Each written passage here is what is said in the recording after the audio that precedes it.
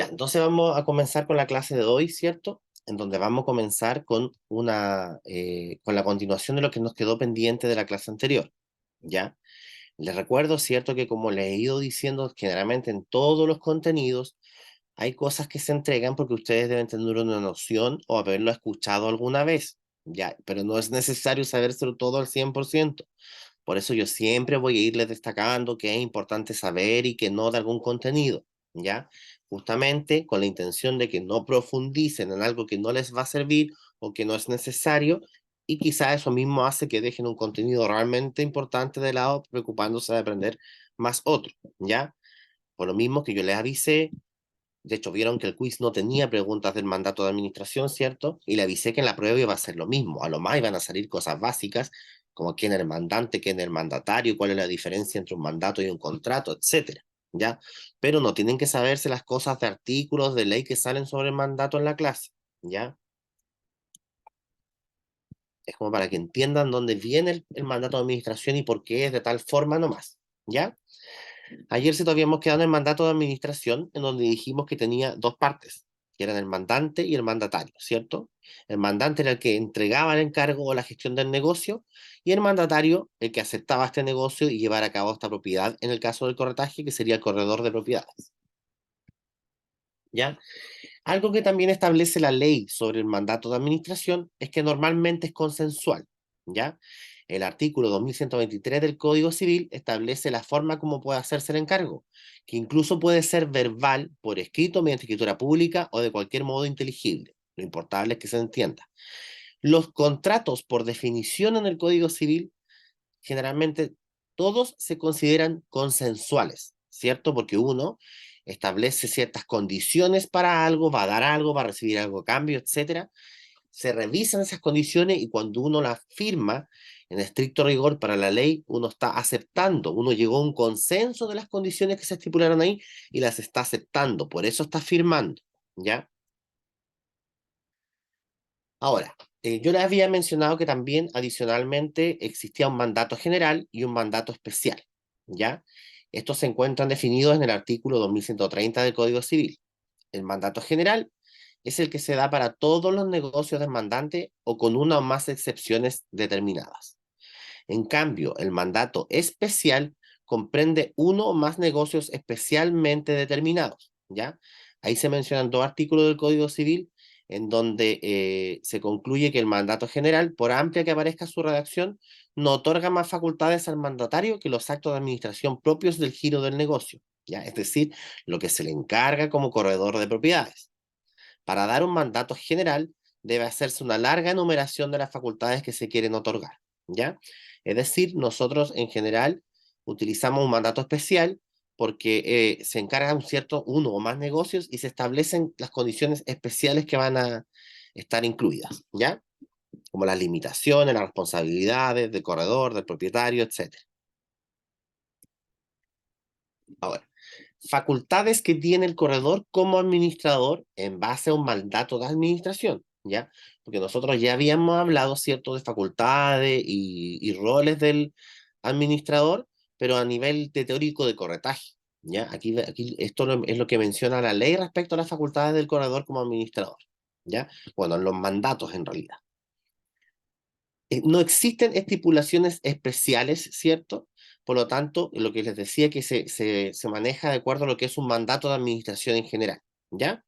Por lo tanto, este mandato de administración otorga al corredor solamente el poder de efectuar actos de administración, como por ejemplo pagar las deudas, cobrar los créditos o rentas del mandante, perteneciendo uno y otro al giro administrativo ordinario, ¿ya?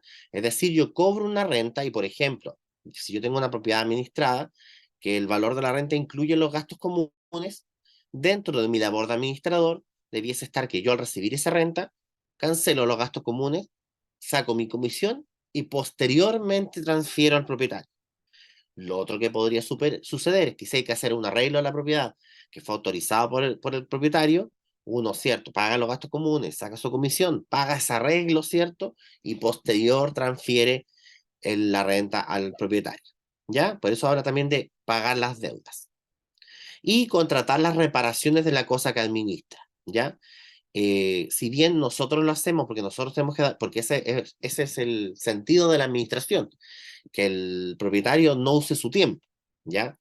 Por lo tanto, nosotros contratamos las reparaciones. Ahora, como les dije yo ayer, en base a la pregunta de Joana, lo ideal es que uno presente cotizaciones para que el propietario acepte, ¿ya? O escoja al menos entre dos o tres opciones, ¿ya?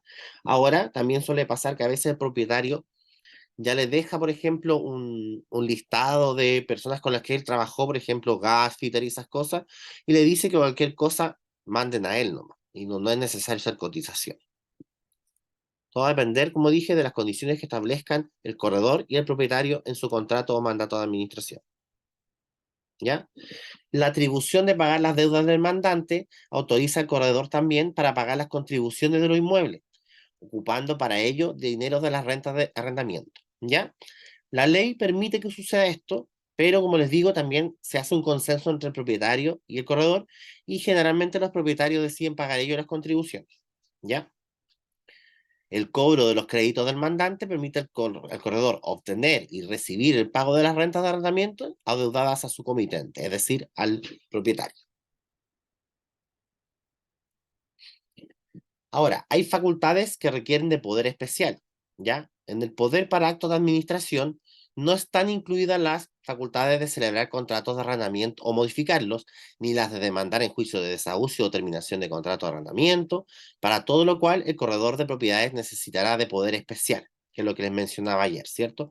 Tiene que haber un poder especial en el que en ese mandato se establece que el corredor de propiedades es el administrador y que tiene las facultades de representación del propietario, ¿cierto? Para celebrar ciertos actos jurídicos. Y ahí se menciona, ¿ya?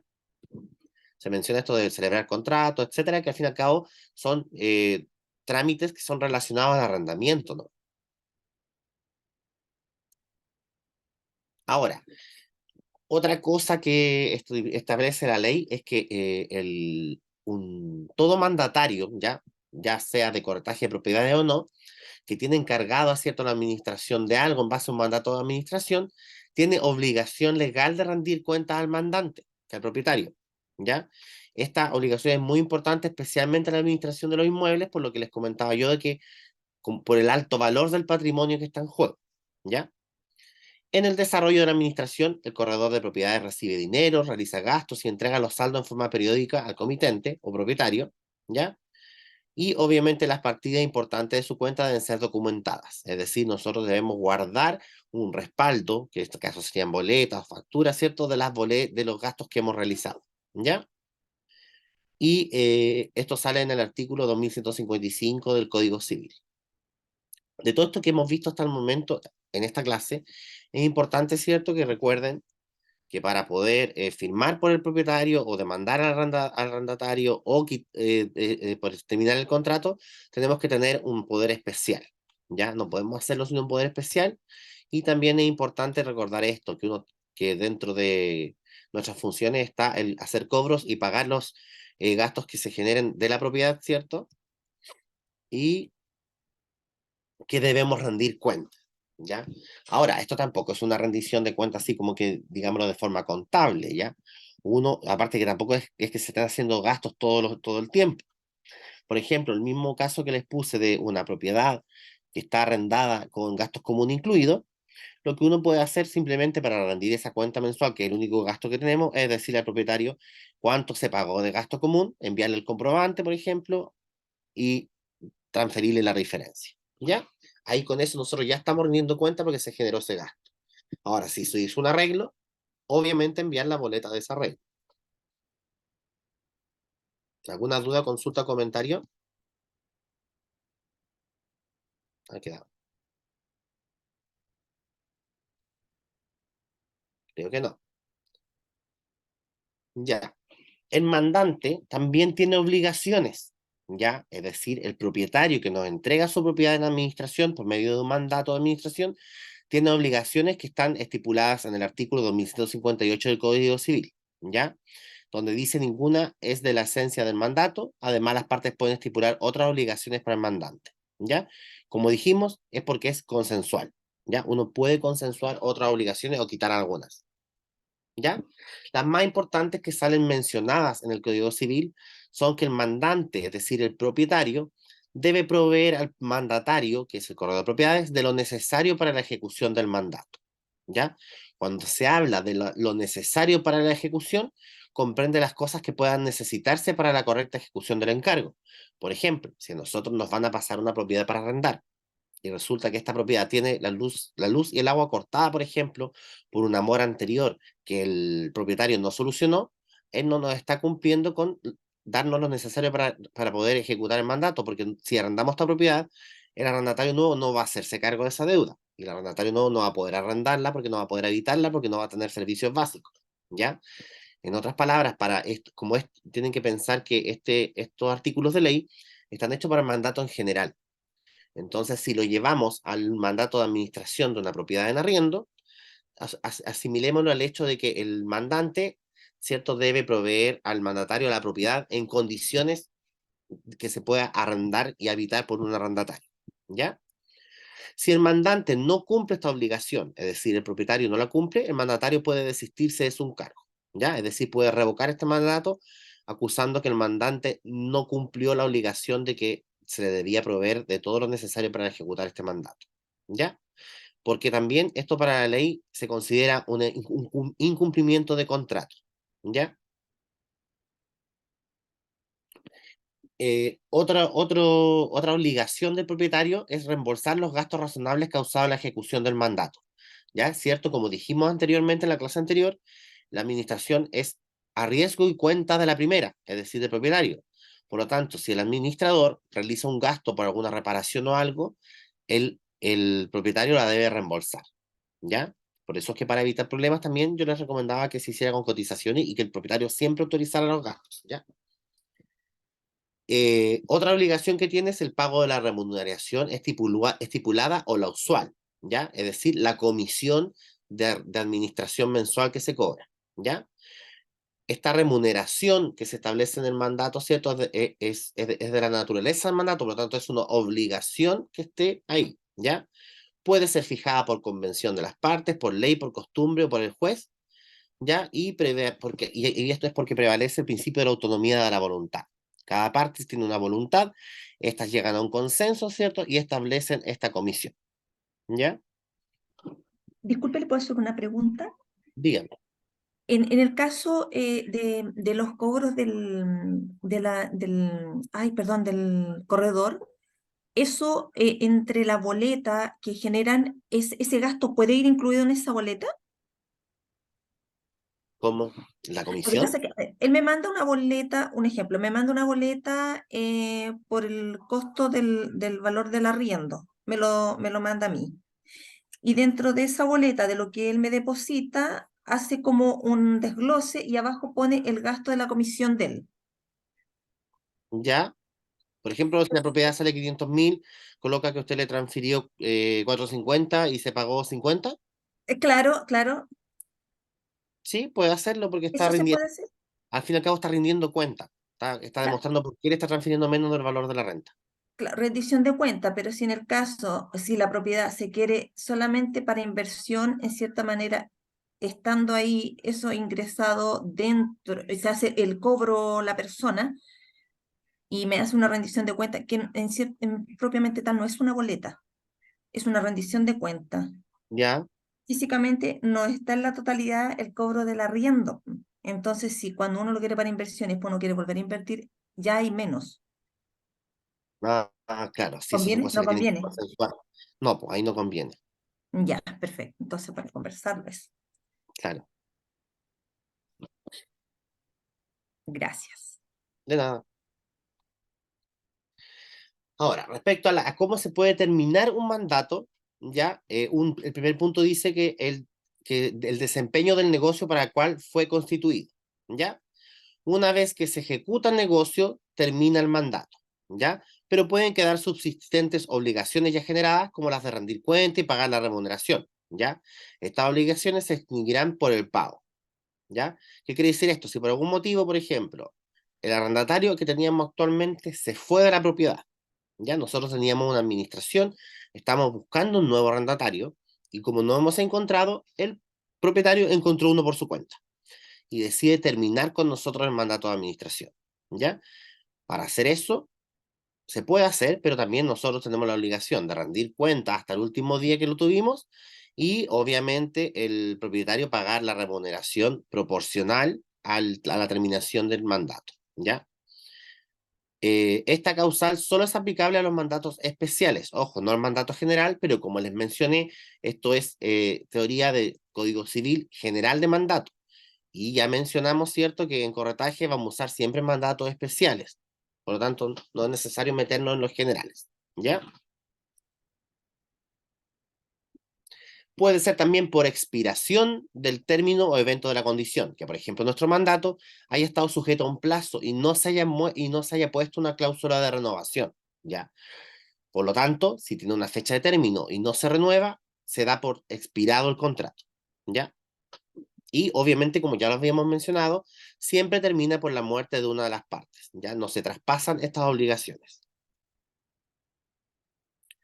Y la otra que igual habíamos mencionado, que es la revocación del mandante, es decir, el propietario puede revocar el mandato de administración de su propiedad en cualquier momento y sin importar las razones ni justificaciones que tenga, ¿ya? Es su propiedad, es su patrimonio, él puede revocar esto en cualquier momento, ¿ya? Y lo puede realizar aunque y el mandatario tiene esta facultad aunque el mandato sea remunerado, ¿ya? Si el mandatario ya ha dado comienzo a la gestión y hay algún problema que no hay como una discordia y llegan a tribunales, ¿cierto? Estos deberán regular los honorarios proporcionalmente, como les mencioné recién, a los servicios prestados, ¿ya? Es decir, si por ejemplo el propietario decide cancelar el mandato un día 20, ya se calcula la comisión mensual de administración, se divide en 30 y se calcula por los 20 días, que es el proporcional, ¿ya? Que eso lo van a ver harto igual en cálculo de arriendo proporcional, cuando se firma un contrato de arriendo y una persona llega a mitad de mes, etcétera. ¿Ya? Pero en general siempre los cobros son proporcionales. Y la revocación del contrato entonces pone término a este mandato, ¿cierto? Desde que el mandatario toma conocimiento de ella, es decir, desde que se le informa. Y respecto de terceros, solo produce efecto desde que estos la conocieron, es decir, por ejemplo, al arrendatario que sabía que tenía un corredor de propiedades, que era administrador de propiedad, se le debe avisar, ¿ya? Porque ahí, ante la ley, esa persona va a saber que la propiedad no está administrada por un corredor una vez se le avise que ya no es administrador. ¿Alguna duda, consulta, comentario?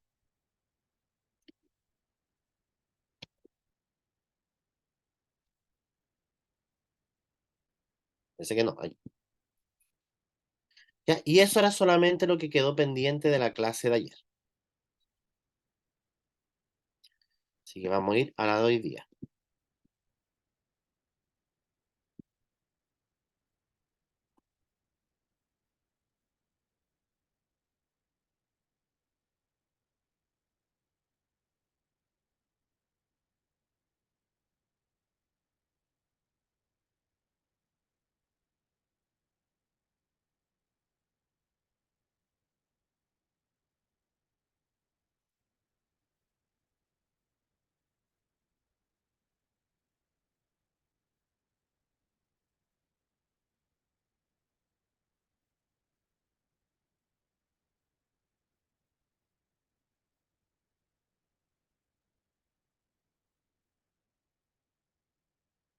Ay, no era ese.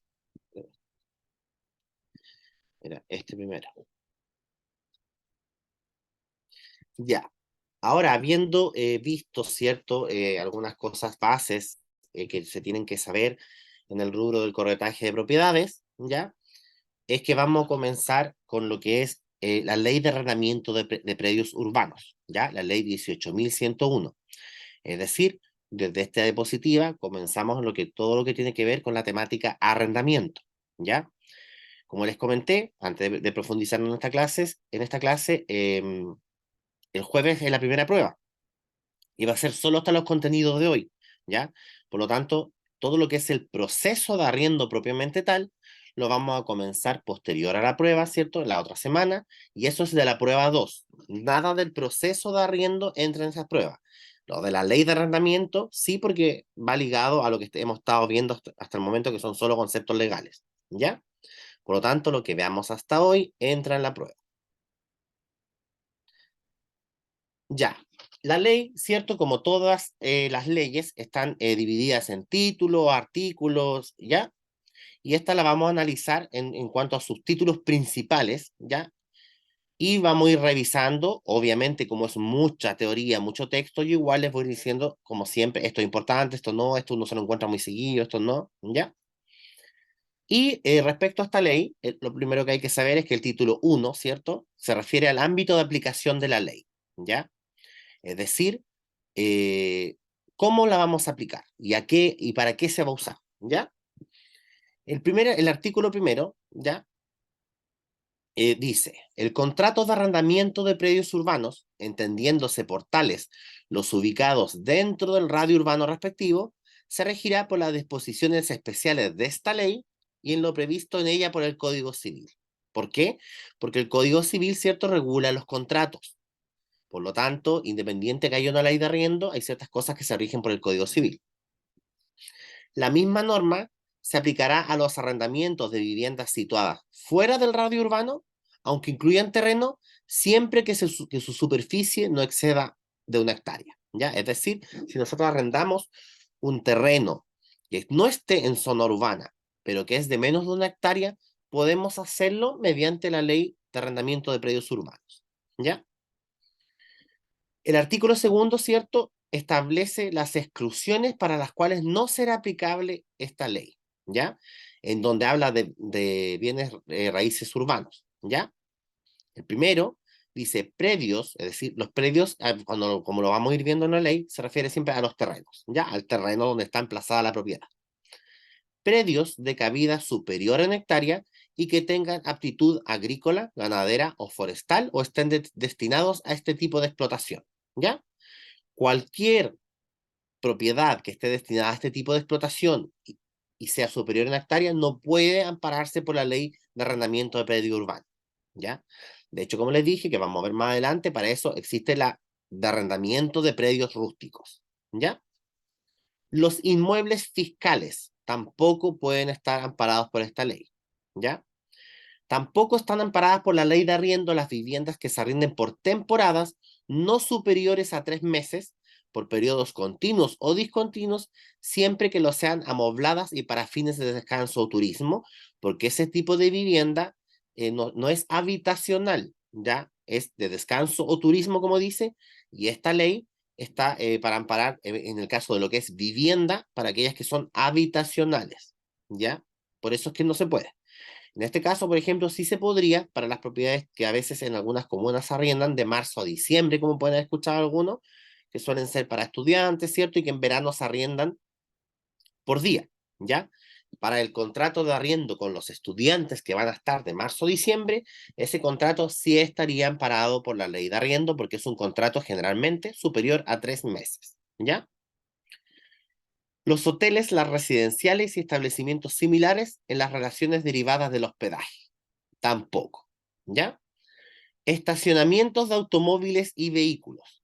Para la ley no están amparados por este arriendo, aunque quizás alguna vez vean a alguien que trata de hacer un contrato supuestamente de arriendo amparado en la ley de arriendo, para un estacionamiento, ese contrato no existe para la ley, o al menos no está amparado por esta ley, ¿ya? Y aquellas viviendas regidas por la ley 19.281 de predios rústicos. Ahora, no, perdón, perdón, 19.281 eran las del leasing habitacional, perdón, ¿ya? No obstante, los juicios que se originen en relación con los contratos a que se refieren los números 3 y 5 de este artículo se sustanciarán con arreglo del procedimiento establecido en el título 3 de la presente ley, que vamos a ver posteriormente. Es decir, si hay un juicio por algún problema en el arrendamiento de las propiedades 3 y 5, es decir, viviendas que se arrenden por temporada no superior a 3 meses y estacionamientos, sí pudiesen ser amparadas, ¿cierto?, por esta ley, dependiendo de lo que vamos a ver en el título 3 de la presente ley, ¿ya? Y la ley 19.281 que les mencioné recién, ¿cierto?, es la que establece las normas de arrendamiento de viviendas con promesa de compraventa. Es decir, si alguien firma un arriendo con promesa de compraventa, tampoco está por la ley 18.101 de predio urbano. ¿ya? Sino que está por esta que es la de leasing habitacional.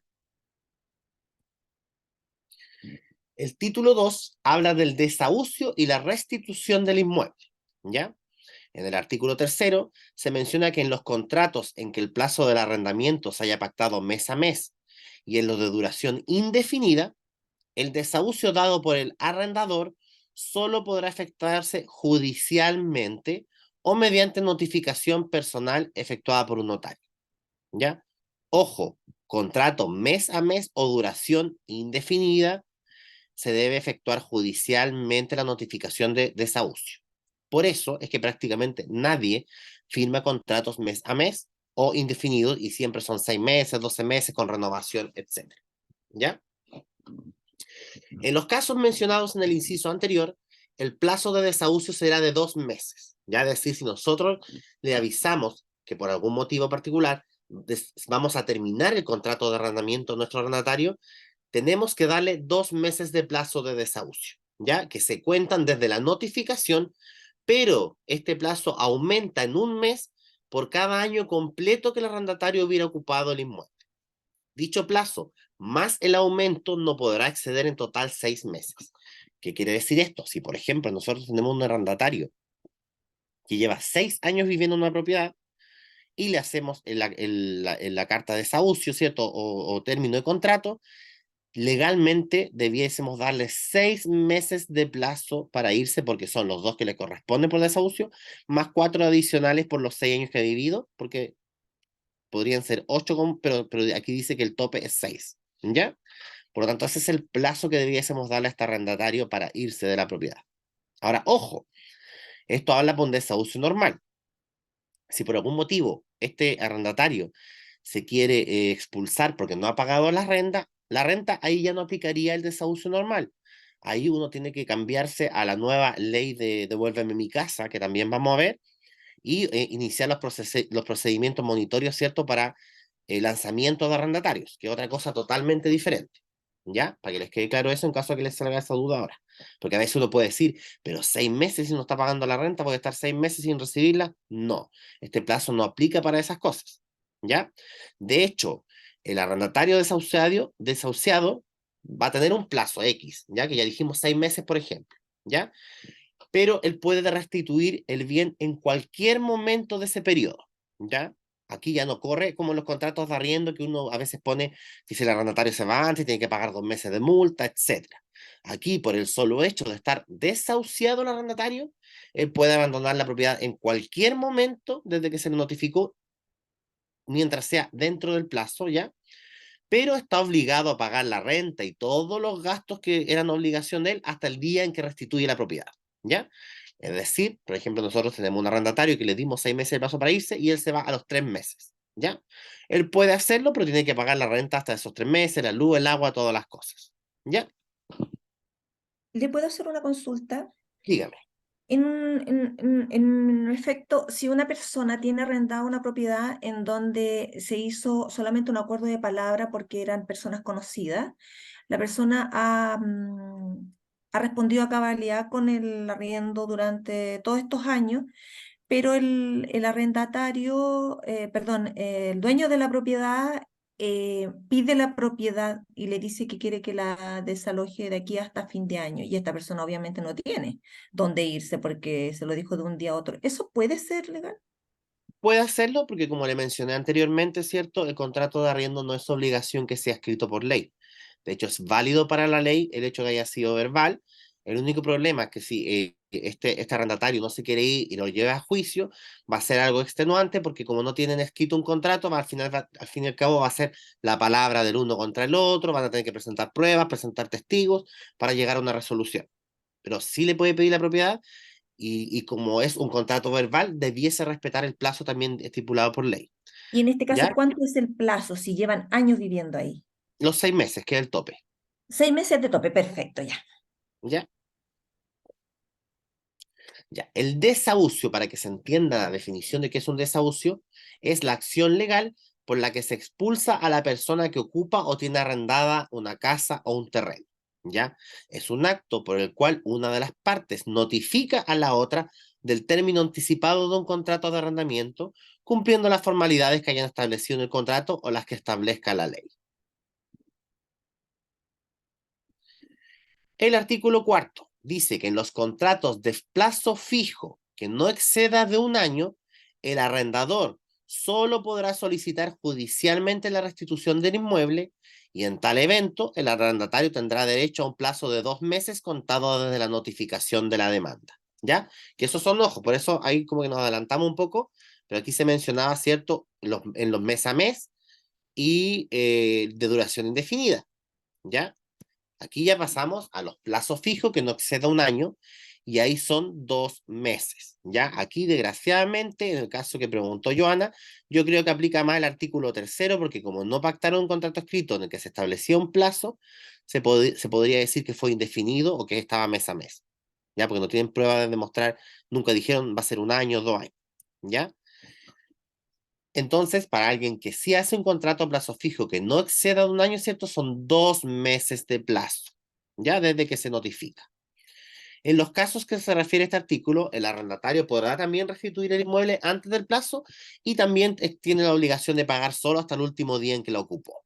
¿Ya? Eso se mantiene también para esto. En los contratos de arrendamiento de inmuebles destinados a la habitación con plazo fijo superior a un año, ¿cierto? Diferente al artículo cuarto, se entenderá siempre implícita, es decir, ojo aquí, se entiende implícita la facultad del arrendatario de subarrendar, salvo que se estipule lo contrario, ya en cuyo caso, éste podrá poner término anticipado al contrato sin la obligación de pagar la renta por el periodo que falte. Ojo, por eso es que los contratos de arriendo, como van a ver después cuando veamos un contrato de arriendo, uno coloca la cláusula de prohibición de subarrendar, ¿ya?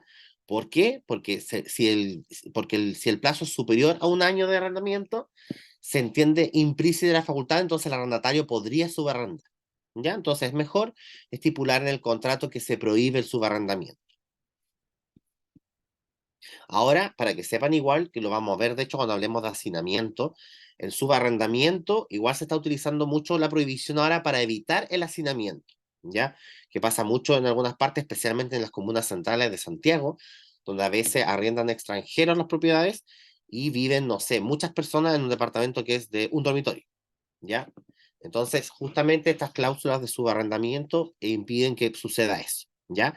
Porque como vamos a ver después, también hay normativas que prohíben, ¿cierto?, el hacinamiento de las propiedades porque incurren en un daño a estas y no están hechas técnicamente para esa cantidad de personas, ¿ya? Pero lo vamos a ver igual en profundidad. Creo que aquí mismo llegábamos a eso después y si no, en arrendamiento, Disculpe, ¿le puedo acotar algo? ¿sí? En Estación Central, estos departamentos que son como bloques masivos, está teniendo ese problema por los acueductos de la agua servida, en este caso de los alcantarillados. Han tenido problemas porque está viviendo mucha gente dentro de esto y han tenido que cambiar los ductos de los baños porque ¿Ya? ya no dan abasto. Claro, Entonces han perjudicado el entorno. sí, pues eso pasa, ya en general todo en la propiedad en sí, la construcción está hecha para cierta cantidad, una normativa, ¿ya? Y claro, pues, si por ejemplo, si lo analizamos coloquialmente, lo que el mismo ejemplo que dice Joana, un departamento de un dormitorio si está hecho para 2 personas, obviamente también está pensado para que el alcantarillado se utilice una cierta cantidad de veces al día. Si van a ver el triple de personas para las que se construyó, obviamente va a producir un deterioro del alcantarillado de la estructura general, no solo del departamento. Ya, así que por eso suceden esas cosas y por eso es que están reguladas. La gente a veces no sabe que está regulado y que en realidad no se podría hacer, pero está. De hecho, como vamos a ver en esa clase, cualquier persona que posea una prueba puede hacer una denuncia para poder evitar esa situación, independiente que sea propietario o no de la propiedad, familiar o lo que sea. ¿Ya? Disculpe, más allá de lo que usted dice, ¿y qué pasa con el reglamento, por ejemplo, de copropiedad? Ahí, ¿qué pasa con eso? Ya es que ahí no iríamos a otra ley. Ahí, por ejemplo, la administración o el comité de administración del condominio debiese hacer algo para exigir el cumplimiento del reglamento de copropiedad. Ya, de hecho, el reglamento de copropiedad, cuando no se cumple, se puede acudir, perdón, al juzgado de policía local. Ah, ¿Ya? perfecto. Entonces, si alguien reclama, podrían prácticamente ir al juzgado de policía local y ellos se van a encargar de arreglar la situación. ¿Ya? Ya. Pero ahí ya lo estaríamos viendo por lo que se estipula en el reglamento. no por las normativas que le digo de construcción y eso. Ujú. Ya, muchas gracias.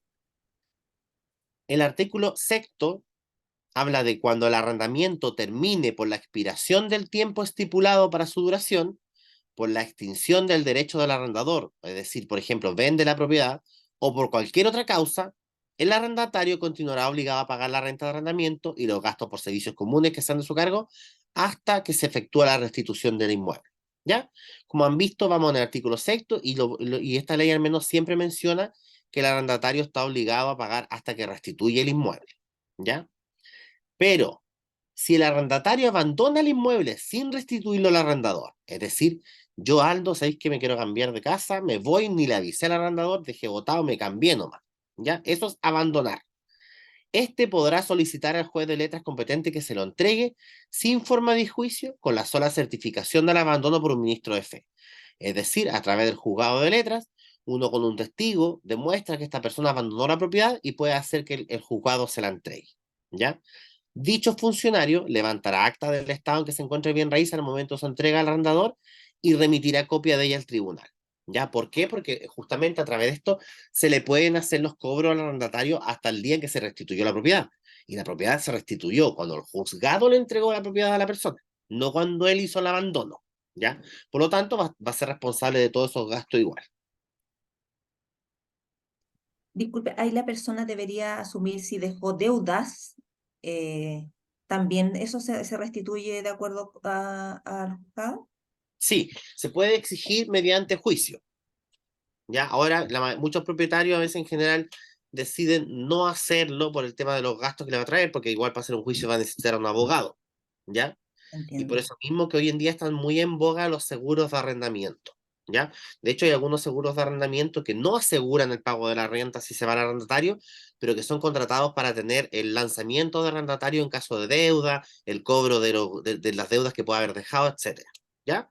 Y que ahí uno Ya. paga, lo paga una vez. En general, esos seguros funcionan en que se paga cuando se firma el contrato de arriendo. Se hace como un anexo, ellos cobran algo que a veces el propietario se lo pide al arrendador, a veces parte del corredor que decide invertir para captar más clientes, o lo paga el arrendatario, ¿ya? Ah, entiendo. Según lo que se consense. Pero existen estos seguros para que la persona después pueda demandar fácilmente si es que él no le cumple, ¿ya? ¿Alguna otra pregunta o comentario de lo visto hasta el momento?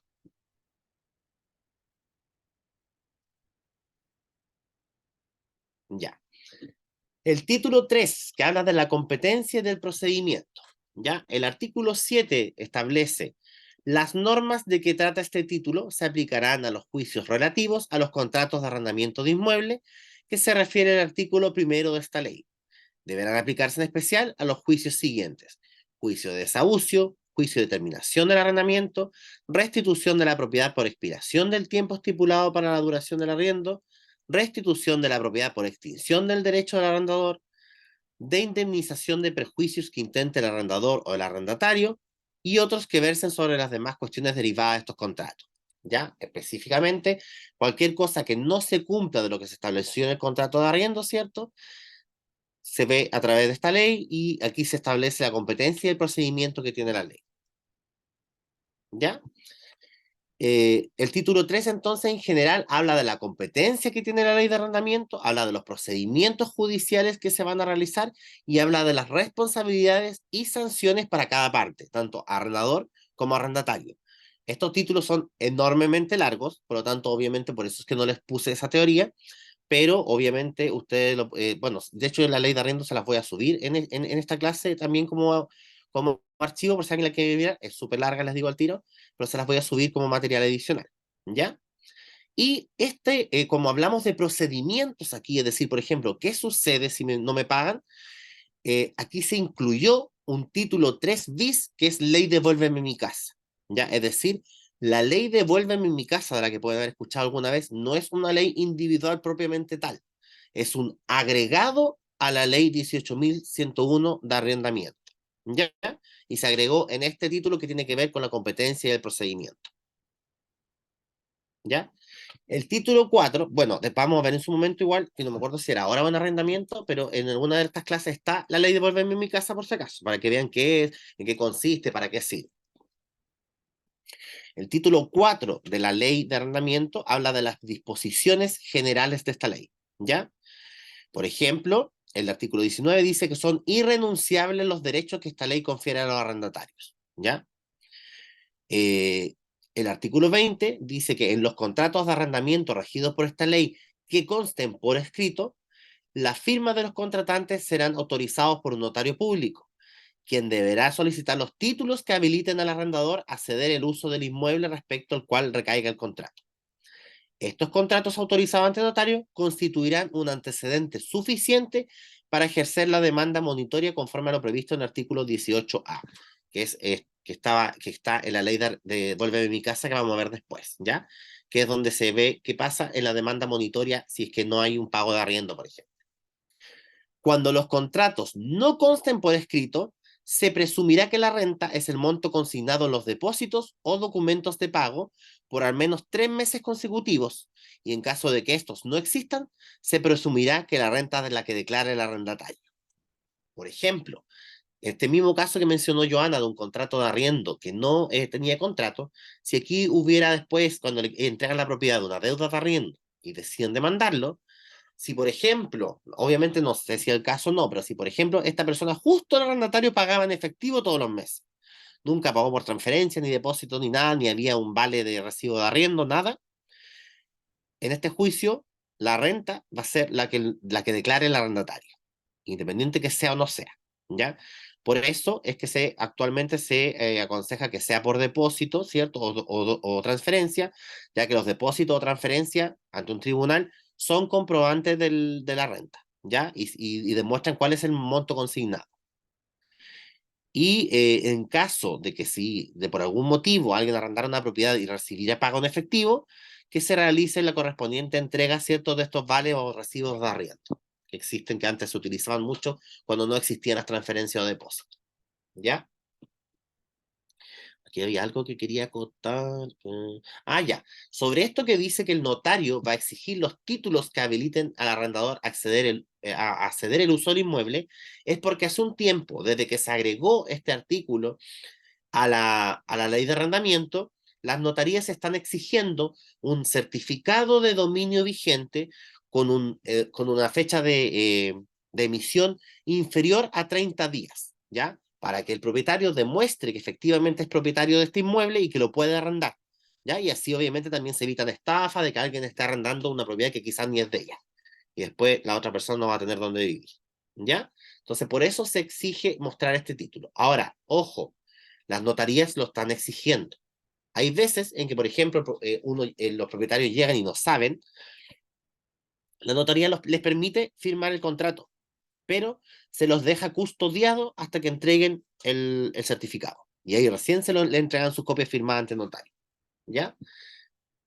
Aquí en general lo que se recomienda es que uno avise como corredor de propiedades, de hecho, apenas capta la propiedad uno le ofrece las alternativas de firma, que vamos a ver más adelante, que ahora existe la firma electrónica avanzada igual. Si el propietario escoge firmar por notaría, lo primero que tenemos que hacer, ¿tiene un certificado de dominio vigente? La persona va a decir sí, por ejemplo. Este fue emitido hace menos de 30 días, porque si no, va a necesitar uno nuevo, ¿ya? Y si no lo tiene, le hay que avisarle que lo tiene que sacar nomás. Ojo, que tampoco es conveniente esperar a encontrar un arrendatario para sacar este documento, porque tiene la demora que tiene en cada conservador de bienes raíces, porque ahí se saca el documento, este documento tiene una demora variable según cada conservador. Al menos acá, donde estoy yo, que es Viña del Mar, estos documentos que se sacan del conservador de bienes raíces demoran 7 días, ¿ya? Entonces, si por algún motivo nuestro arrendatario quiere firmar hoy contrato de arriendo porque quiere irse a vivir mañana a la propiedad, no podríamos hacer ante notario este contrato porque si vamos a sacar recién hoy este documento, no lo vamos a tener, ¿ya?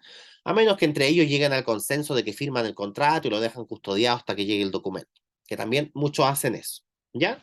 Pero para que consideren esto y no olviden pedir los certificados de dominio vigente a los propietarios en una red.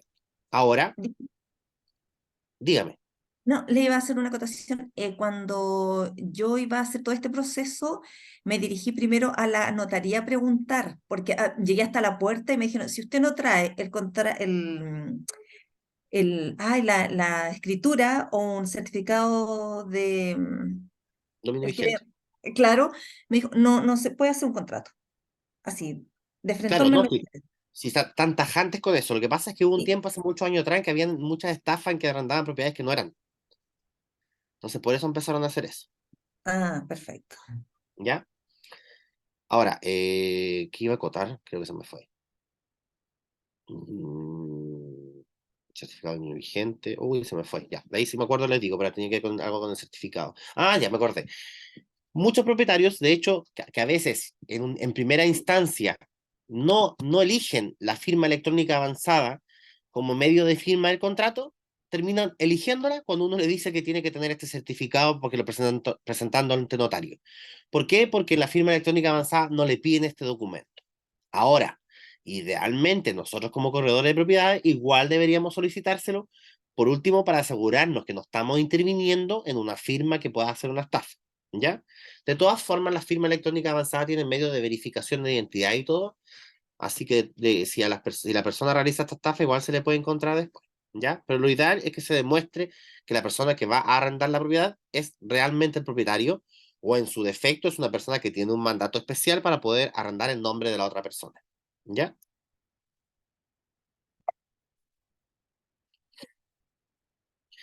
Y justamente aquí hablaba de las firmas digitales o electrónicas, ¿ya? La ley 19.799 del año 2011 considera como iguales para todos los efectos jurídicos a un documento de papel y a uno de formato electrónico, ¿ya? De hecho, el contrato de arrendamiento sale mencionado como firma simple, ¿ya?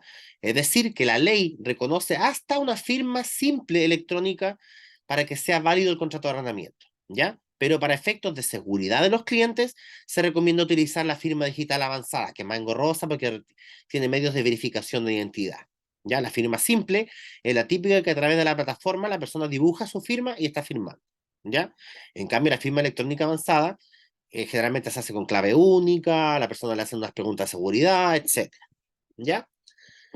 Por eso es que son válidas, porque esta ley lo establece, ¿ya? Ahora, ojo, esta ley también establece que la firma avanzada es una firma certificada por una entidad que se encuentra acreditada ante el Ministerio de Economía y su característica principal es que tiene el carácter de inoponible, ¿ya? Es decir, quien firma mediante firma electrónica avanzada no puede poner el acto al igual que la firma ante notario, ¿ya? Es decir, no puede decir yo no firmé, que justamente antes no se aceptaban estos contratos de arriendo digitales porque no estaban cubiertos por una ley y solo eran válidos ante notario porque el notario era el ministro de fe. Pero ahora, como existen empresas acreditadas, ¿cierto? Y que establecen firma electrónica avanzada, se considera inoponible. Es decir, yo firmo un contrato de arriendo como Aldo y lo firmé por firma electrónica avanzada. Tuve un problema con mi arrendadora y una demanda. Yo no puedo decir nunca firmé ese documento, ¿ya? Porque la firma electrónica avanzada está reconocida como inoponible, ¿ya? ¿Eso tiene algún costo? Sí, hay múltiples plataformas. Ojo con eso, porque no es una sola, ¿ya? No es la misma firma digital que, por ejemplo, uno compra como un pendrive que es para uno firmar como persona en ciertos documentos, ¿ya? Estos son plataformas que prestan servicio de firmas digitales o electrónicas para firma de contratos de este tipo, ¿ya? Y ahí uno sube un contrato. Generalmente, por ejemplo, nosotros como empresa de corretaje trabajamos con la plataforma FEDOC, en donde nosotros Pedox. FEDOC, FEDOK, ¿ya? Nosotros subimos el contrato de arriendo, compramos las firmas que salen 2.000 más IVA cada una y les llega un correo electrónico a cada parte indicando que deben firmar con los pasos que tienen que realizar, ¿ya? Y es menos costoso que la firma ante notario, ¿ya? Ahora, por ejemplo, existen ciertas excepciones en el corretaje de contratos que no podríamos firmar por firma electrónica avanzada, porque tienen ciertas solemnidades. Y en este caso, por ejemplo, sería la escritura de compraventa, porque la escritura de compraventa tiene que ser escritura pública, como dijimos, que tiene que ser hecha ante notario. Ya entonces, una escritura de compraventa no podríamos hacerla por firma digital avanzada. Lo que sí podríamos hacer por firma digital avanzada es la promesa de compraventa, ¿ya? Porque es un contrato que dijimos que de hecho ni siquiera es obligación ante la ley.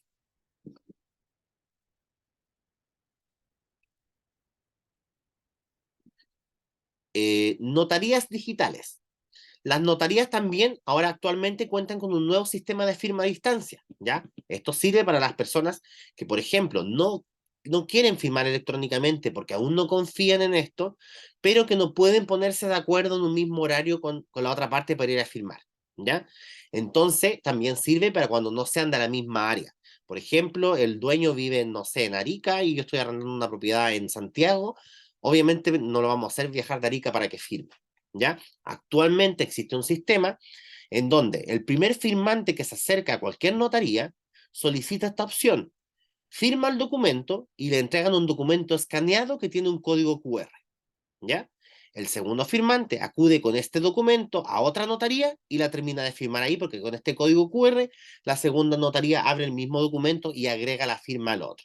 Y ahí el contrato de arrendamiento queda avisado notarialmente para ambas firmas, solo que con notarías diferentes, ¿ya? Y quedaría notado, firmado ante notario. Y esto, para que sepan, puede ser para cualquier documento notarial que ustedes requieran hacer. Incluso hoy en día se pueden enviar poderes a distancia así, porque yo, por ejemplo, quiero hacer un mandato de administración y está lejos la persona, yo lo hago y se lo envían con código QR y él tiene el original en digital. Pero eso es a nivel nacional solamente. Y a nivel nacional, sí, Sí. sí. ¿Alguna pregunta o comentario adicional? Quiero ver cuánto queda de este. Ahí quedan varios. Ya, entonces, vamos a ir al break, ya que vamos a hacer uno nuevamente, porque igual empezamos un poco más tarde, y después de eso tendríamos con la segunda parte y final de la clase. 20, 35, ya. A las 21:35 estamos de vuelta. 15, si no me he equivocado, no, ya sí, 21:35, son 18 minutos para que sea exacto el tiempo, ¿ya? Vamos a break entonces, por si alguien no escuchó, y continuamos a las 21:35. Ya, regresamos entonces a la clase.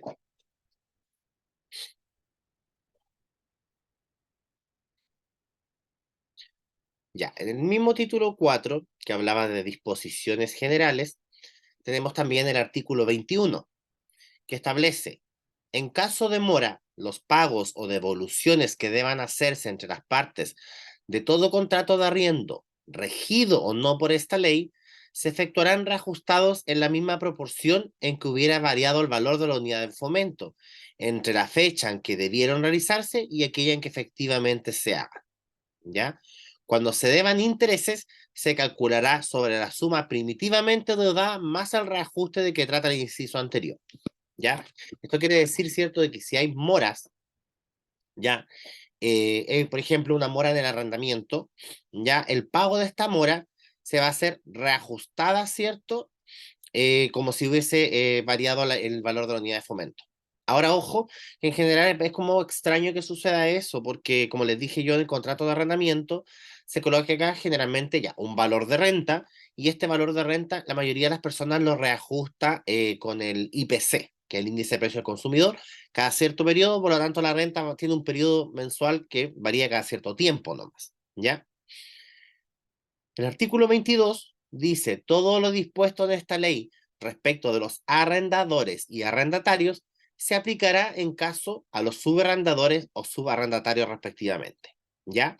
Que si por algún motivo en nuestro contrato de arrendamiento nosotros podemos subarrendar, los subarrendadores y subarrendatarios también van a estar implicados en lo que dispone esta ley.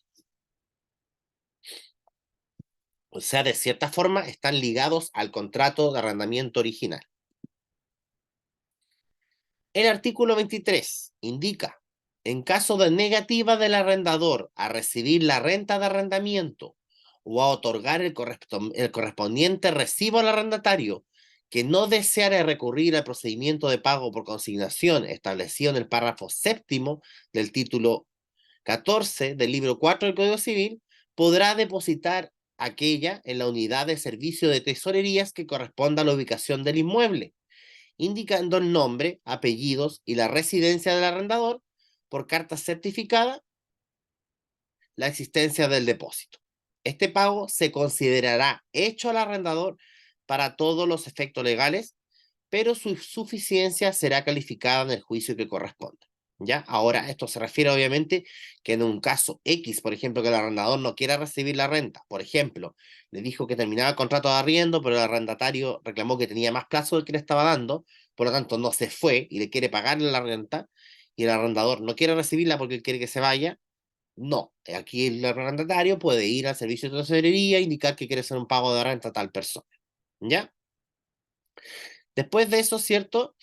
El libro se menciona aquí el libro 4 del Código Civil, y es para que se entienda por qué mencionan este párrafo, ¿ya? El libro 4 del Código Civil habla de las obligaciones y los contratos, ¿ya? Después se menciona que esto sale en el título 14, que este habla de la fianza, ¿ya? O de la avalidad, por así decirlo, ¿ya?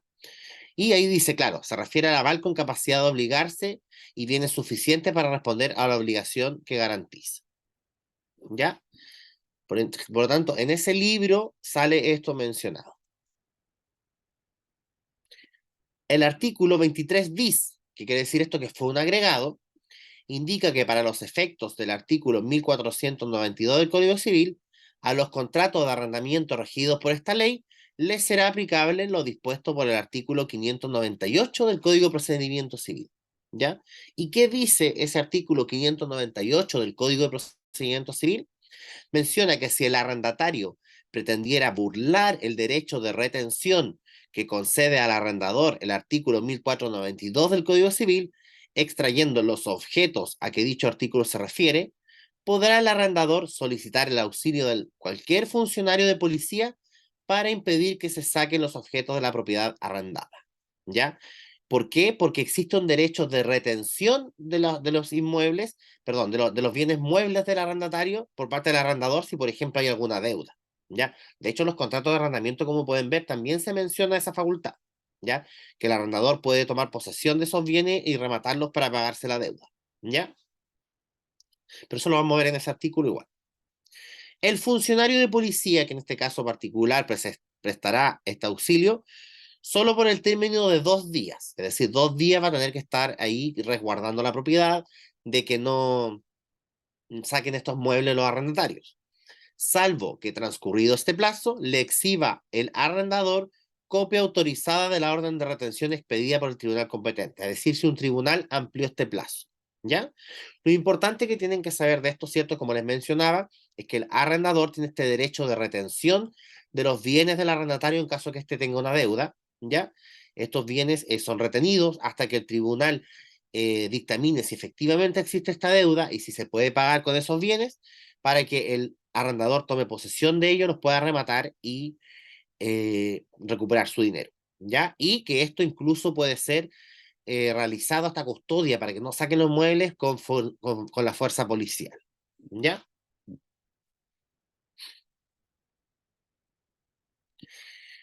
El artículo 24 menciona que serán sancionados con multas de 1 a 60 unidades de fomento que impondrá el juez que conozca del juicio que se ha controvertido el hecho que les motiva. 1. El arrendatario que, en los casos contemplados en los incisos segundo y tercero del artículo 11, incurriera en falsedad en la declaración, sea acerca de la existencia o no de subarrendatarios o de sus nombres. Es decir, un arrendatario que, por ejemplo, tiene prohibido subarrendar en su contrato, pero que lo hizo, si declara falsamente que no posee o inventa los nombres de los arrendatarios, puede ser sancionado con esta multa. ¿Ya? También lo puede hacer el subarrendador que, habiendo percibido las rentas de subarriendo, no pagare la renta del arrendamiento y, a consecuencia de ello, el subarrendatario fuese lanzado del inmueble. Las multas indicadas serán de beneficio fiscal e ingresarán a renta general de la nación. ¿Qué quiere decir esto? Por ejemplo, yo, Aldo, arrendé un departamento de 3 dormitorios a, no sé, a Joana, por ejemplo. ¿Ya? Joana a mí me permitió subarrendar. Entonces yo arrendé estas 2 habitaciones a otras personas y les hice un contrato de subarrendamiento. ¿Ya? ¿Qué pasa? Ellos me pagaron su subarriendo y yo no le pagué a Joana. ¿Ya? Entonces Joana fue, hizo la demanda respectiva para que nos lancen del inmueble porque no le estamos pagando la renta.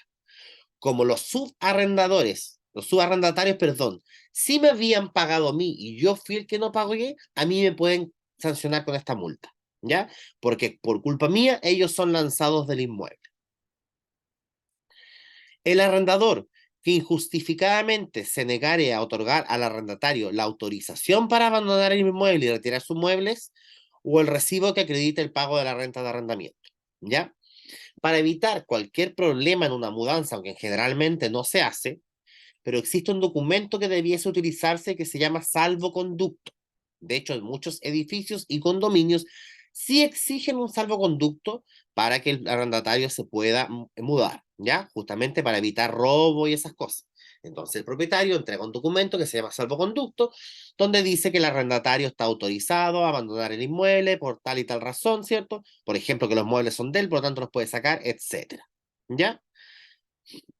Eso no se utiliza mucho, excepto que cuando un edificio o condominio lo exija, pero en el caso que aquí lo que importa sí es que si un arrendador se niega a entregar este salvoconducto al arrendatario, también lo pueden multar.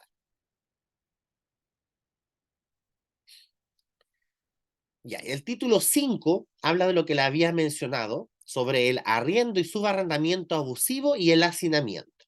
¿Ya? Esto fue un agregado, por eso es artículo 24 bis. Y que dice, el arrendador o subarrendador que arriende o subarriende un inmueble por pieza o habitación, cuyos estándares incumplan las condiciones mínimas establecidas en la Ordenanza General de Urbanismo y Construcciones, será sancionado conforme a lo señalado en el artículo 24 cuarter de la presente ley, que es el de acá atrás, 24. Ya, hay otro. La Ordenanza General de Urbanismo y Construcciones establecerá las condiciones mínimas de habitabilidad, seguridad, estabilidad, ventilación, iluminación, dimensiones y acondicionamiento térmico de los inmuebles que se destinen a arrendamiento o subarrendamiento por pieza por habitación. Igualmente, determinará la carga de ocupación máxima que podrán tener los inmuebles arrendados por pieza o habitación. El arrendador o subarrendador será igualmente responsable de que, en la ocupación de las piezas o habitaciones, no se sobrepase la carga de ocupación que resulte de la aplicación de lo dispuesto en esta ley. Es decir, yo, en el mismo caso que les había puesto recién, que le arrendé un departamento a Joana, yo soy responsable de que no se sobrepase la carga de ocupación del inmueble. Si no, yo estoy incumpliendo con esta ordenanza general y podría ser denunciado por esto. El artículo 24 ter menciona que será considerado abusivo el arrendamiento o subarrendamiento que incumpla lo establecido en el artículo precedente. ¿Ya? Y el artículo 24 cuater dice, la municipalidad que corresponda, la Secretaría Regional Ministerial de Vivienda y Urbanismo respectiva, o cualquier persona podrá denunciar ante el juzgado de policía local correspondiente el incumplimiento de las disposiciones señaladas en este título. La denuncia deberá ser fundada y acompañarse de los medios probatorios que se dispongan, que es lo que mencioné antes, que cualquiera podía denunciar esto, pero con pruebas, ¿ya?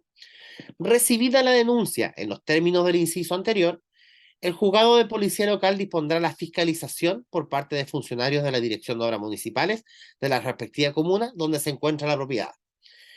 Estos fiscalizadores van a ser auxiliados por la fuerza pública, según lo que se dispone en el artículo 25 de la ley 18.287, perdón, ¿ya? Las infracciones de lo dispuesto en este título serán sancionadas con multa a beneficio municipal de 5 a 100 unidades tributarias mensuales.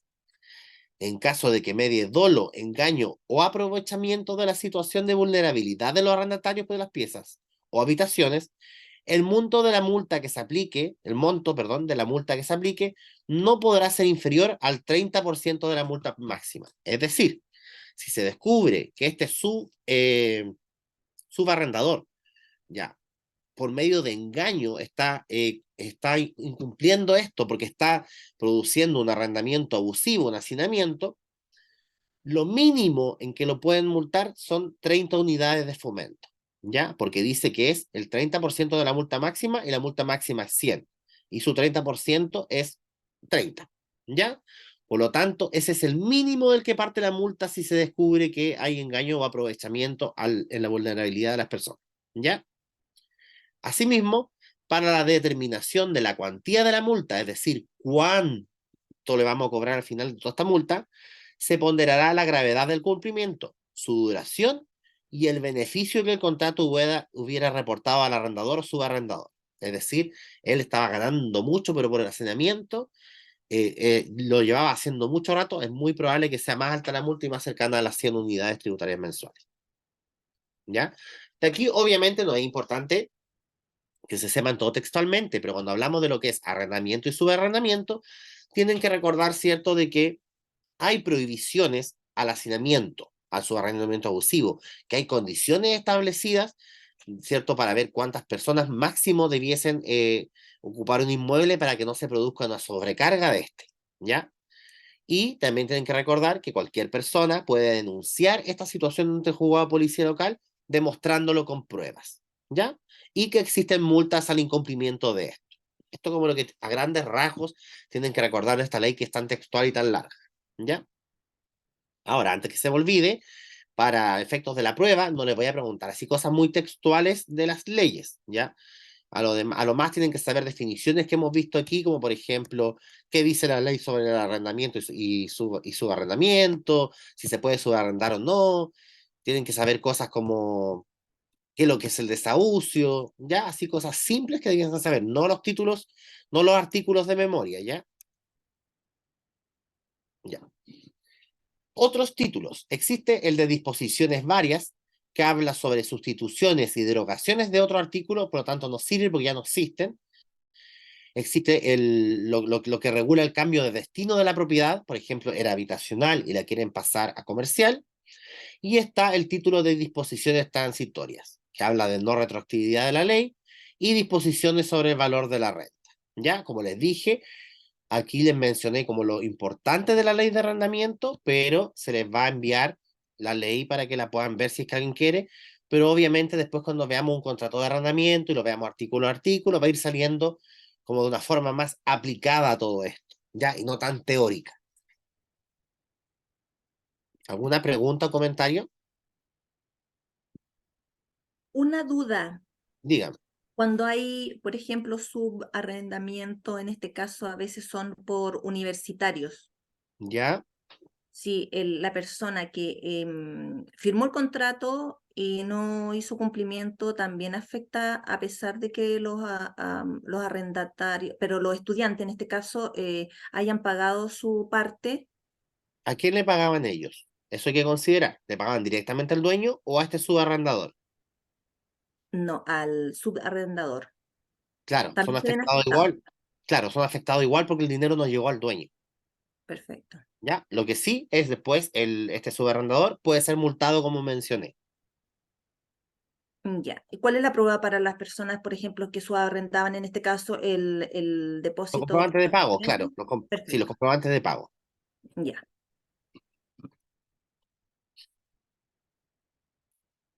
Ya, y efectivamente era en esta clase donde también agregábamos ley de Vuelve en mi casa, ¿cierto? Porque es algo que se le hizo agregado, como les dije yo, a la ley 18.101 del arrendamiento de predio urbano, ¿ya? El 30 de junio de 2022 se publicó en el Diario Oficial la ley 21.461 que se llama Devuélveme mi casa, ¿ya? Que incorpora la medida precautoria de restitución anticipada de inmuebles y establece un procedimiento monitorio de cobro de rentas de arrendamiento, ¿ya? Modificando a la ley de arriendo. Ahora vamos a profundizar. Primer punto que se introdujo en esta ley Devuélveme mi casa es la medida precautoria de restitución anticipada de inmuebles, ¿ya?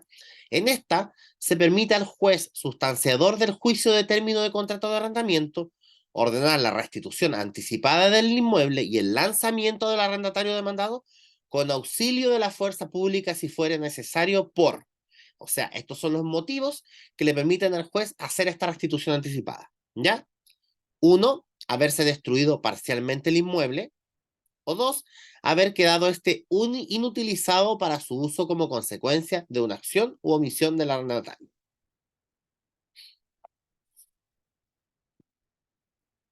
Para ello, será necesario acreditar la existencia de la presunción grave del derecho que se reclama, en donde el juez, cuando lo estime necesario, podrá exigir caución al demandante con la cual se indemnizará al arrendatario demandado de los perjuicios que se deriven del lanzamiento, si al final la sentencia definitiva no lo condenara a restituir el inmueble, ¿ya? Es decir, si este dueño hizo una demanda para restituir el inmueble al arrendatario, pero la sentencia de este juicio dice que no, que en realidad lo que ha pasado no es para lanzarlo, este arrendador podría ser sancionado con una indemnización al arrendatario por los daños y perjuicios, ¿ya?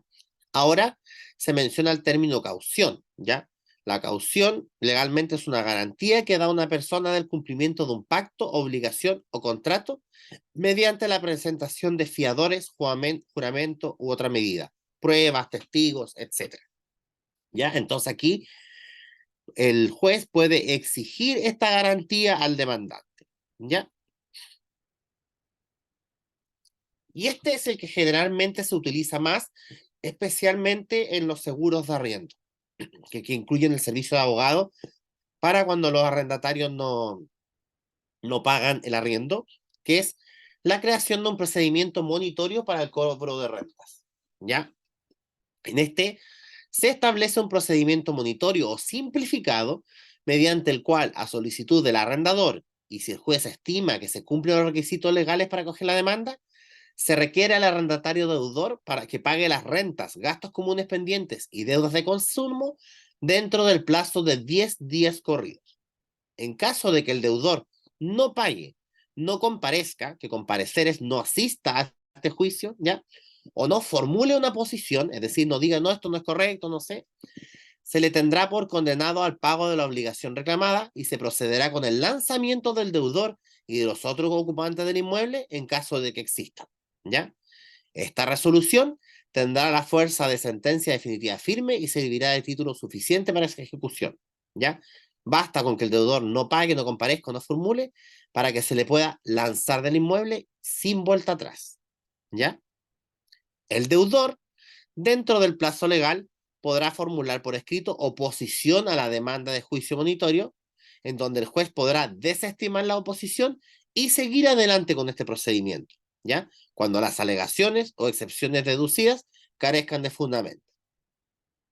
En el caso de que se interpongan excepciones fundadas y estas no sean únicamente excepciones dilatorias, por ejemplo, incompetencia del tribunal, falta de capacidad, personería o representación, ¿ya? El tribunal declarará terminado el procedimiento monitorio y dejará sin efecto el apercibimiento de pago. Con todo, la oposición del demandado configurará necesariamente el objeto del juicio declarativo posterior de arrendamiento que decida iniciar el demandante, ¿ya? Porque, ¿qué quiere decir esto? Por mucho que haya salido el tema de que el tribunal declare terminado el procedimiento y lo deje sin efecto el pago, después el dueño puede iniciar otra demanda quizás para el lanzamiento, ¿ya? Por lo tanto, son apartes. Y dice que no se puede discutir si en este nuevo procedimiento las cuestiones diversas de la existencia de la obligación, alegaciones y excepciones planteadas por el deudor en el procedimiento monitorio, ¿ya? Esto, obviamente, más que nada ustedes tienen que saber, como yo les dije, las leyes tienen muchas cosas textuales, largas, que existe la ley de Devuélveme mi casa y que está hecha para que exista este procedimiento que se puede hacer un cobro de rentas, que es más simple que lo que era anteriormente, que existe una medida precautoria que se puede hacer la restitución anticipada del inmueble, es decir, quitarle el inmueble anteriormente al arrendatario, y que se modificó la presunción de contratos que no consten por escrito. ¿Ya? Yo de antes les mencioné, ¿cierto?, que en aquellos que no constaban por escrito, la renta se demostraba por los depósitos o documentos de pago a 3 meses, y en caso que estos no existieran, la que declara el arrendatario, ¿ya? Pero antes de esto, este artículo decía que en los contratos regidos por la ley que no conten por escrito, se presume que la renta será la que declara el arrendatario. Sí o sí era la renta que declaraba el arrendatario, ¿ya? Y esto fue lo tercero que agregó la ley de Devuélveme mi casa, que es algo súper simple, pero que fueron más específicos. Los dos más importantes son los dos primeros puntos, donde está, cierto, la restitución anticipada y el procedimiento para cobrar rentas. Eso es lo importante que sepan de la ley de Devuélveme mi casa. Porque si por algún motivo se ven envueltos alguna vez en una situación así, un abogado es el que va a hacer todos estos trámites y procedimientos, ¿ya? Ustedes solamente tienen que saber que existe una opción para el arrendador cuando su arrendatario no esté pagando.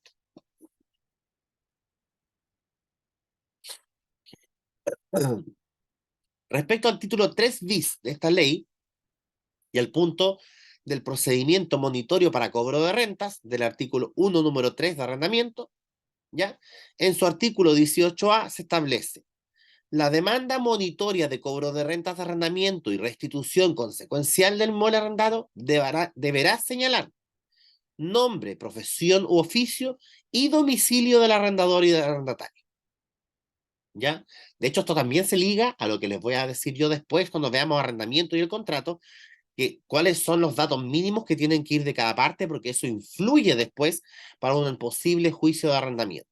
¿Ya? Número 2, indica el inmueble arrendado, es decir, su dirección, número de departamento, etc. La o las rentas de arrendamiento y las cuentas por pagos comunes y de consumo adeudadas. Una relación precisa de los antecedentes y las razones que explican tales deudas y la forma, fecha y lugar en que hubieran sido contraídas. ¿Cuándo dejó de pagar? ¿Ya? La solicitud de que se requiera al deudor para que dentro del plazo de 10 días corridos pague la renta y todo lo que deba, y las que se devenguen con posterioridad a la presentación de la demanda, más los intereses y costas que correspondan. ¿Ya? Y para el caso de que el deudor no pagare o no compareciere o no formulare por decisión, que se le tenga por condenado al pago de la obligación reclamada, ¿ya? Bajo el apercibimiento previsto en el título 18C, y se materialice el lanzamiento en la forma prevista en la ley. Es decir, al arrendatario le van a exigir el pago, pero además lo van a lanzar del inmueble, ¿ya? El demandante, es decir, en este caso el arrendador, deberá acompañar a la demanda todos los antecedentes que sirvan de fundamento. Y aquí justamente es donde uno adjunta los comprobantes de transferencia de depósito, las cartolas bancarias, por ejemplo, para demostrar efectivamente de que dejó de recibir ese depósito que recibía siempre. Tiene que adjuntar el contrato de arriendo. Incluso algunas veces piden los documentos de acreditación de renta con los que uno evaluó al arrendatario. ¿Para qué? Para demostrar que uno le arrendó a un arrendatario que tenía la capacidad de pago de lo que le arrendamos. ¿Ya? Luego, el título 3 bis, que tiene que ver con el procedimiento de cobro de rentas, ¿ya? Dice: presentada una demanda sin cumplir con los requisitos formales previstos en esta ley, el tribunal dispondrá que se subsanen los defectos en un plazo no superior a 10 días. Es decir, por algún motivo este abogado presentó mal la demanda, le informan esto y tiene 10 días para corregirla. ¿Ya? El actor quedará apercibido por el solo Ministerio de la Ley a que si no lo hiciere, se tendrá por no presentada y se procederá al archivo de los antecedentes. Es decir, si dentro de estos 10 días la persona que hizo la demanda no hace esta corrección, se va a tomar como que nunca se presentó y se va a archivar. ¿Ya? Si el tribunal estimare que la demanda no puede ser admitida a tramitación por carecer de jurisdicción o de competencia absoluta, por inexistencia, falta de capacidad o muchas otras razones legales, ¿ya? De una de las partes, manifiesta falta de legitimación para actuar u otro defecto que afecte la existencia, validez o eficacia del proceso, lo declarará de plano siempre que consten en forma manifiesta en el expediente o se funden en hechos de pública notoriedad, perdón, y deba expresar los fundamentos de decisión. Por esto es que en este punto, al fin y al cabo, lo que tienen que saber es que es importante que la persona que haga la demanda, el abogado que va a tener el dueño, esté haciendo seguimiento a la demanda, porque en caso que haya algún problema va a tener 10 días para presentarlo y si no lo hace, se lo van a anular. ¿Ya? Y lo otro importante es que debe juntar toda la documentación necesaria, ¿ya? Porque si no puede ser que esta demanda no sea admitida. ¿Alguna duda, consulta, comentario?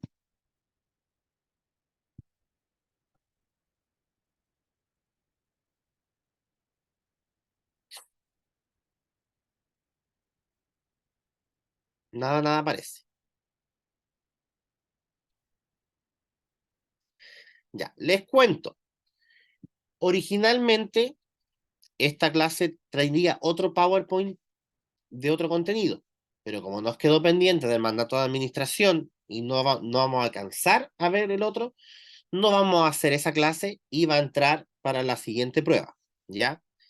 Les comento que de todas formas tampoco es tan terrible porque esa temática era de arrendamiento de inmuebles, donde repasábamos nuevamente las comisiones y hablábamos de arriendo de temporada, ya las propiedades que se arrendan diario, que era un contenido que igual va ligado a arriendo, que es del que se va a tratar la siguiente clase. Por lo tanto, quedaríamos hasta acá hoy día, aunque nos va a sobrar tiempo. No sé si alguien quiere preguntar algo. La prueba, recuerden que es el jueves, que primero vamos a comenzar con una clase. Esa clase es de materia que no es evaluada en la siguiente prueba. ¿Ya? Solo es una clase para no perder el tiempo que va a estar antes de la prueba. Posterior a eso, vamos a tener la prueba, ¿ya? Y nada más. El que va terminando su prueba, termina, se retira nomás, ¿ya? La forma en la que vamos a aplicar la prueba es por una página online que se llama Socrative. Existe aplicación por si la quieren bajar desde antes. Le voy a escribir en el chat cómo se llama, ¿ya? Porque la pueden rendir del celular si desean. O la pueden rendir de internet de la página de Socrative. Así se llama, ¿ya? Esto va a tener un código QR que yo les voy a proyectar y les voy a enviar el link de la prueba. Ustedes se van a conectar. Yo voy a verificar si se conectan, porque a diferencia de la plataforma del quiz, aquí sí me indica quién se conectó uno por uno, lo que van respondiendo y todo. ¿Ya? Una vez que estén todos conectados a la prueba, cada uno se queda en su prueba y hasta que termine. Cualquier duda o consulta que les surja durante la prueba, la pueden consultar en el grupo de WhatsApp y yo se las voy a responder. Por ejemplo, no se entendió una pregunta o algo, porque es mejor porque así la ven todos, ¿ya? ¿Por qué no por Zoom? Porque a veces tenemos esta típica situación de que hay alguna persona que está conectando a la prueba y como tiene Zoom y la prueba abierta, se les pega. Entonces dejan el Zoom y no van a estar todos en el Zoom. Entonces la idea es que todos tengan acceso a las dudas y preguntas que se le puedan ocurrir a alguien en la prueba, ¿ya? Entonces, por eso vamos a utilizar el WhatsApp para cualquier duda o consulta. Ahora, en general, nunca hay mucha consulta a la prueba. Ya a lo mejor a algunos les cuesta conectarse al principio, pero así como consultas de contenido o algo, de una pregunta, no he visto. ¿Ya? Así que no deberían tener problemas después de conectarse a la prueba. La dan y terminan el día nomás. La prueba es de 50 preguntas que son verdadero y falso y alternativas, ¿ya? Ninguna alternativa es de más de una. Todas tienen una sola respuesta y que en otras palabras la modalidad de las preguntas es similar a los quiz que hemos rendido, ¿ya? Por eso yo les recalco tratar de estar en el quiz a pesar que la asistencia no sea obligatoria, ¿ya? Porque la modalidad es la misma, solo que es otra plataforma por la que lo vamos a hacer, ¿ya? La nota, ustedes terminan su prueba y la van a saber al rato que todos hayan terminado inmediatamente. ¿Ya? ¿Por qué? Porque esa página que yo utilizo para la prueba, una vez que terminan todo, me brinda un Excel con los resultados de forma inmediata. ¿Ya? Y yo ahí les subo a la plataforma igual las notas y ustedes las ven. ¿Ya? El día lunes no hay quiz porque el contenido que vamos a ver el jueves no es evaluado. Por lo tanto, no va a haber. Y comenzamos con la revisión de la prueba. ¿Ya? Esta misma plataforma a mí me brinda un Excel donde sale cómo respondieron todos. Entonces nosotros vamos a revisar cada pregunta, la respuesta correcta, vamos a ver el porcentaje de acierto que tuvieron como grupo, el porcentaje de error, para ir identificando igual cuáles fueron las preguntas más difíciles y las más fáciles. ¿Ya? ¿Alguien tiene alguna duda o consulta?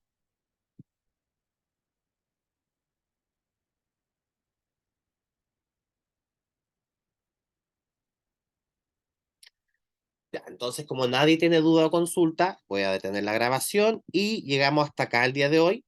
Ya, recuerden que el mañana miércoles no hay clases y no tenemos hasta el día jueves, ¿ya?